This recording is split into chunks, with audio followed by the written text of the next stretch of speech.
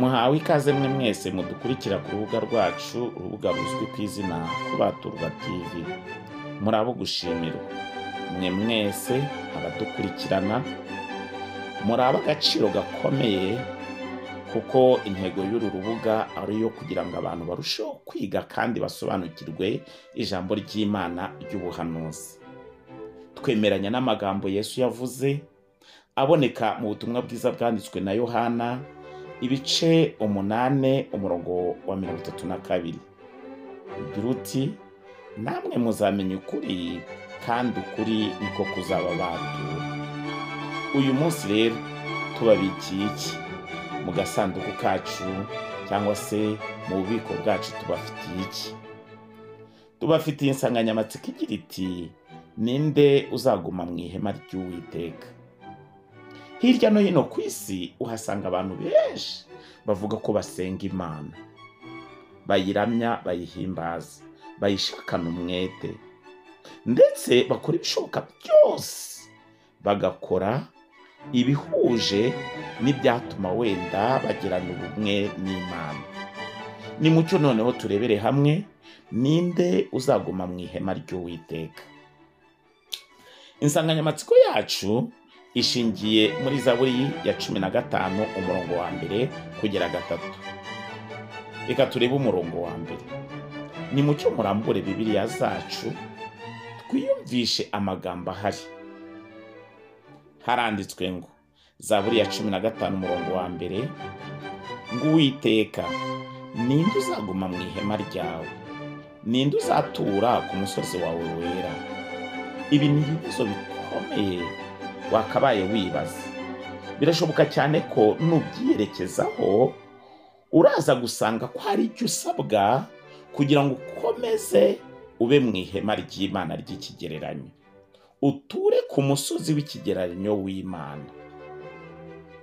Kugira ngo usobanukirwe, ni mucyo turebere hamwe icyo Uwiteka yasabaga Abayisiraheli ari bamwe mu bashushanywa natwe muri iki gihe. Iyi Zaburi itangira itubwira ibintu bifatika twakora bikadufasha kuba inshuti z'Imana. Umwanditsi w'iyi Zaburi ni umwami wa kera wa Isiraheli witwaga Dawidi. Mu bitekerezo bye yagarutse ku kuntu cyangwa se ku kintu umuntu yakora kugira ngo akomeze abe mu ihema ry'Imana. Muri Isiraheli byari ihema rifatika, muri iki gihe cyacu ni ihema ry'ikigereranyo. Nanone Dawidi igihe yandikaga iyi Zaburi yavuze iby'ihema ry'ibonaniro. Iryo hema ryari ririhe? Ryari riri ahantu bita Igibeyoni. Nanone igihe Dawidi yavugaga ibihereranye n'umusozi wera w'Imana, yerekezaga ku musozi Siyoni uherereye muri Yerusalemu, ni Isiraheli y'ubu. Uwo musozi uherereye mu majyepfo mu birometero byinshi ujya Igibeyoni. Aha Igibeyoni Dawidi yahashinze ihema, arishyiramo isanduku y'isezerano, irahaguma kugeza igihe yashyiriwe mu rusengero rwubatswe nyuma yaho. Tubyemezwa n'iki? Tubyemezwa n'amagambo aboneka muri Samweli wa 2 ibice 6 umurongo wa 17. Haranditswe ngo, nuko binjiza isanduku y'Uwiteka bayishyira ku gitereko cyayo hagati mu ihema Dawidi yari yarayibambiye. Dawidi ahera ko atambira imbere y'Uwiteka ibitambo byotswa n'ibyishimwe yuko bari amahoro. Dawidi ni umwe mu bantu bubahaga Imana, cyangwa se ni umwami wubahaga Imana, ndetse akabikorana umutima ukunze.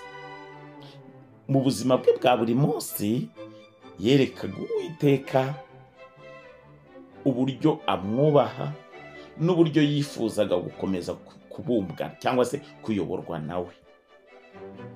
Ni mucyo noneho twibaza iki kibazo, none ni iki ibivugwa muri Zaburi ya 15 bikwiriye ni iyihe mpamvu ibivugwa muri Zaburi ya 15 bikwiriye kudushishikaza? Nuko nubyiyerekezaho uraza gutahura ibyatuma uguma mu ihema ry'Uwiteka. Nubyiyerekezaho ibivugwa muri Zaburi ya 15 kuva ku murongo wa mbere kugera kuri 3, urasobanukirwa icyo wakora kugira ngo ugume mu ihema ry'Uwiteka. Abisirayeli bose ntibari bemerewe kwinjira mu ihema ry'ibonaniro. Ni iyihe mpamvu? Turaza kwisobanukirwa. Abari babyemerewe ni abagabo, ni abantu bari bafite umutima ubemerera kwemera kuyoborwa n'Imana mu buryo yaringanije. Abo bantu bari bagomba kuba ari indakemwa mu mico no mu myifatire. Niyo mpamvu nawe rero uyu munsi numara kumenya ibyo usabwa kugira ngo ugire cyangwa se urangwe n'imico ijyaniranye n'abubaha Imana, nawe uraba uri mu ihema ry'Imana, uraba uri mu ihema ry'Imana. Ni mucyo turebere hamwe amagambo aboneka muri Yakobo igice cyaho cya mbere umurongo waho wa 22 kugera 25. Aha turaza gusoma tubyiyerekezeho. Muri Yakobo igice cyaho cya mbere umurongo wa 22 kugera 25 haranditswe ngo, ariko rero mujye mukora iby'iryo jambo atari ugupfa kuryumva gusa mwishuka, kuko wumva ijambo gusa ntakora ibyaryo ameze nk'umuntu urebeye mu maso he mu ndorerwamo, amaze kwireba akagenda, uwo mwanya akibagirwa uko asa. Ariko witegereza mu mategeko atunganye rwose atera umudendezo, agakomeza kugira umwete wayo, atari uwumva gusa akibagirwa, ahubwo ari uyumvira, niwe uzahabwa umugisha mu byo akora, cyangwa se niwe uzaguma mu ihema ry'Uwiteka. Iri jambo, aya magambo aboneka muri Yakobo igice cya mbere umurongo wa 22 kugera 25 atweretse ko ijambo ry'Imana uramutse uryize, urisomye rikagenga imibereho yawe, ryashobora kugira ibyo rihindura bihambaye, byatuma ugirana imishyikirano n'Imana mu rwego rwo hejuru. Ese urarisoma? Nanone uyu mwanditsi wa Zaburi yagarutse ku magambo akomeye ko mu gihe cya Isirayeli abantu bose atari bo bari bemerewe kwinjira mu ihema ry'Imana. Tubibwirwa n'iki? Tubibwirwa ko nuko hariho abatambyi, hariho Abalewi, abo nibo bakoraga umurimo w'Imana. Muri iki gihe cyacu bimeze bite? Ubwo Yesu yajyaga kudutambira igitambo cy'inshungu, umwenda ukingirije ahera n'ahera cyane waratabutse, ati buri wese yigerereyo, buri wese yigerereyo. Kubw'iyo mpamvu ihema ry'ibonaniro rigerwamo n'umuntu wese ufite izi ndangagaciro tugiye kureba. Ni mucyo turebere hamwe icyo Dawidi yavuze cyari gufasha abantu kuba mu ihema ry'ibonaniro.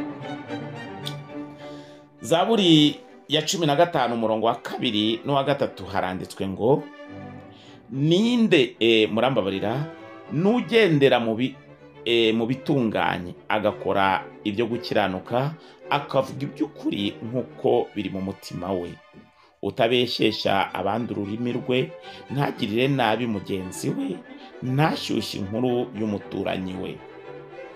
Umuntu ushobora kuguma mu ihema ry'Uwiteka n'ugendera mu bitunganye agakora ibyo gukiranuka akavuga iby'ukuri nk'uko biri mu mutima we, utabeshyeshya abandi ururimi rwe, ntagirire nabi mugenzi we, ntashyushye inkuru y'umuturanyi we. Nanone kugira ngo ugume mu ihema ry'ibonaniro ry'Uwiteka, dore ibyo usabwa: komeza kuba indahemuka, ukora ibyo gukiranuka. Kuki dusabwa kuba dukiranuka kandi tukaba indahemuka? Hirya no hino ku isi abantu benshi bavuga ko kubatizwa ari ikimenyetso kigaragaza ko umuntu ashyitse, ashobora kuzahabwa n'Imana ibyasezeranijwe. Niyo mpamvu tugiye kwibaza ikibazo kigira kiti: kuki kubatizwa atari byo byonyine Imana idusaba? Imana idusaba gukizwa cyangwa se guhindurwa n'ijambo ry'Imana, nk'uko tumaze kubibona muri Yakobo igice cyaho cya mbere umurongo waho wa 22 kugera 25. Handitswe ngo ariko rero mujye mukora iby'iryo jambo, atari ugupfa kuryumva gusa mwishuka, kuko uwumva ijambo gusa ntakora ibyaryo ameze nk'umuntu urebeye mu maso he mu ndorerwamo, amaze kwireba akagenda uwo mwanya akibagirwa uko asa. Ariko witegereza mu mategeko atunganye rwose atera umudendezo, agakomeza kugira umwete wayo, atari uwumva gusa akibagirwa, ahubwo ari uyumvira, niwe uzahabwa umugisha mu byo akora. Ese ijambo ry'Imana rigenga ubuzima bwawe, riyobora imibereho yawe, amarangamutima yawe? Ese wifuza kuba ikibumbano Imana yabumbye? Nagushishikariza kwiga ijambo ry'Imana, gusobanukirwa ijambo ry'Imana, gukomeza kwizerera Imana binyuriye mu ijambo ryayo. Imana idusaba gukizwa cyangwa se guhinduka binyuriye mu ijambo ryayo. Muri Yesaya, igitabo cya Yesaya ibice 48 umurongo wa 1 dusoma ngo nimwumve ibi mwanzu ya Yakobo mwe, abitiriye izina rya Isirayeli bagakomoka mu mazi ya Yuda, barahira izina ry'Uwiteka bakavuga Imana ya Isirayeli, ariko mu bitari ukuri ntibibe n'ibyo gukiranuka. Abo Uwiteka arimo arabagaye. Ubwabo bagaragara ko ari abantu b'Imana, ariko ntibishingikirize cyangwa ntibakore ibijyaniranye no gukiranuka. Uwiteka arabagaye. Muri Zaburi ya 15 umurongo wa 2 twaje gutahura, havuga icyo umuntu ukeneye kuba inshuti y'Imana icyo asabwa n'icyo asabwa gukora. Reka tukigarukeho. Zaburi ya 15 umurongo wa 2 haranditswe ngo nugendera mu bitunganye agakora ibyo gukiranuka akavuga iby'ukuri nk'uko biri mu mutima we. Iyi nama dusabwa kuyishyira mu bikorwa, nk'uko twabibonye muri Yakobo igice cyaho cya mbere umurongo wa 22 kugera 25. Nidushyira iyi nama mu bikorwa, somye muri Yakobo igice cya 1:25 ngo ariko witegereza mu mategeko atunganye rwose atera umudendezo agakomeza kugira umwete wayo atari uwumva gusa akibagirwa ahubwo ari uyumvira niwe uzahabwa umugisha mu byo akora, niwe uzaba mu ihema ry'Imana.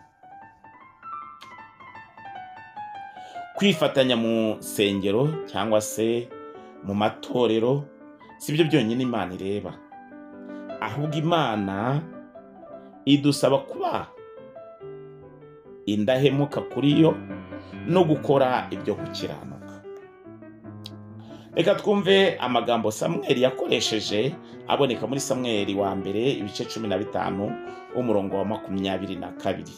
Haranditswe ngo, Samweli aramusubiza ati, mbese Uwiteka yishimira ibitambo byotswa n'ibindi bitambo kuruta uko yishimira umwumviye? Erega kumvira kuruta ibitambo, kandi kwitonda kukaruta ibinure by'amasekurume y'intama. Aya magambo arakomeye, ashingiye muri Samweli wa mbere ibice 15 umurongo wa 22. Agira ati, Samweli arabasubiza ati, mbese Uwiteka yishimira ibitambo byotswa n'ibindi bitambo kuruta uko yishimira umwumviye? Erega kumvira kuruta ibitambo, kandi kwitonda kukaruta ibinure n'iby'amasekurume y'intama. Umukristo ukeneye kuguma mu ihema ry'Imana arushaho kugira indangagaciro zijyaniranye no kumvira ijambo ry'Imana uko ryakabaye. Kuki mvuga ntyo? Muri Timoteyo wa kabiri ibice 3 umurongo wa 16 n'uwa 17 hatugira inama hagira hati, ibyanditswe byera byose byahumetswe n'Imana bigira umumaro wo kwigisha umuntu no kumwemeza ibyaha bye no kumutunganya no kumuhanira gukiranuka, ngo kugira ngo umuntu w'Imana abashyitse afite ibimukwiriye byose ngo akore imirimo myiza yose. Imana rero yabonye ko ari byiza kugira ngo abantu bayimenye, yandikisha ijambo ryayo abantu kugira ngo barisuzume bamenye ibyo ishaka ko babacyo. Ibinyuranye n'ibyo usanga abantu baritandukanyije n'ijambo ry'Imana, ahubwo bashaka gutwara Imana bihuje n'amarangamutima yabo. Mu Mubwiriza igice cya 12 umurongo wa 13 n'uwa 14 hatugira inama, haranditswe ngo, iyi niyo ndunduro y'ijambo, byose byarumviswe, wubahe Imana kandi ukomeze amategeko yayo, kuko ibyo ari byo bikwiriye umuntu wese. Kuko Imana izazana umurimo wose mu manza, n'igihishwe cyose ari icyiza cyangwa ikibi. Ndasubiramwo iri somo. Mubwiriza ibice 12 umurongo wa 13 kugera kwa 14 haranditswe ngo, iyi niyo ndunduro y'ijambo, byose byarumviswe, wubaha Imana kandi ukomeze amategeko yayo, kuko ibyo byo ari byo bikwiriye umuntu wese. Umuntu wese asabwa iki? Umuntu wese asabwa gukomeza amategeko y'Imana. Ayo mategeko ashingiye mu ijambo ry'Imana ari ryo Bibiliya.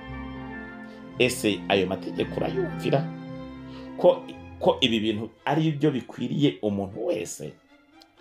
Ngo kuko Imana izazana umurimo wose mu manza, n'igihishwe cyose ari icyiza cyangwa ikibi. Byaba bihuje n'ubwenge kumvira Imana no mu bihe bisa nkaho atari iby'ingenzi. Icyo gihe tuba tugaragaje ko dukunda Imana by'ukuri, ko twifuza kuba cyangwa se kuguma mu ihema ry'Uwiteka.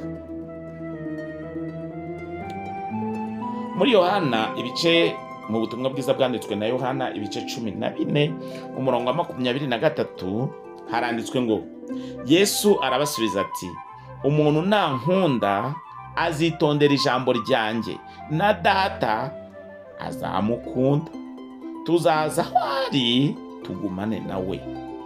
Umuntu nakunda Kristo, nakunda Yesu, azitondera ijambo rya Kristo. Ngo na Data azaza, na Data azaza azamukunda, ndetse azaza aho ari agumane nawe. Kubwo kwitondera, kubwo gukunda ijambo ry'Imana riryo Bibiliya. Nanone muri Yohana wa mbere ibice 5 umurongo waho wa 3 haranditswe ngo, kuko gukunda Imana ari ukwitondera amategeko yayo, kandi amategeko yayo ntarushya. Kuko gukunda Imana ari ukwitondera amategeko yayo. Nta kuntu uzabasha kumenya amategeko y'Imana udasoma ijambo ry'Imana ryahumetswe. Kuvuga ukuri nk'uko kuri mu mutima bisobanura iki? Nk'uko iyi nyandiko iboneka muri Zaburi ya 15 umurongo wa 2. Kuvuga ukuri nk'uko biri mu mutima bivuga ko umuntu akwiriye kwirinda kubeshya, yihatira kuba inyangamugayo mu byo avuga n'ibyo akora. Igitabo cy'Abaheburayo ibice 13 umurongo wa 18 haranditswe ngo, mudusabire kuko twiringiye yuko tudafite umutima wicira urubanza, tukaba dushaka kugira ingeso nziza muri byose. Niba dukeneye kuguma mu ihema ry'Uwiteka, dore imyifatire dusabwa kwirinda. Umuntu uvuga ukuri nk'uko kuri mu mutima we, ntakorere ku ijisho, yemera gukora ibyo gukiranuka, niyo yaba ari ahantu ha wenyine nta wundi muntu umureba. Igitabo cya Yesaya ibice 29 umurongo wa 13 haranditswe ngo, umwami aravuga ati, kuko abantu banyegera bakanyubahisha akanwa kabo n'imitima yabo, ariko imitima yabo bakayishyira kure, no kubaha banyubaha akaba ari itegeko ry'abantu bigishijwe. Ndasubiramo. Yesaya ibice 29 umurongo wa 13. Umwami aravuga ati, kuko abantu banyegera bakanyubahisha akanwa kabo n'imitima yabo, ariko imitima yabo bakayishyira kure, no kubaha bakanyubaha akaba ari itegeko ry'abantu bigishijwe. Umuntu uvuga ukuri nk'uko kuri mu mutima we yirinda uburyarya. Yakobo igice cya mbere umurongo wa 5 kugera ku 8 ari naryo dusorezaho ku kiganiro kivuga ngo ninde uzaguma mu ihema ry'Uwiteka.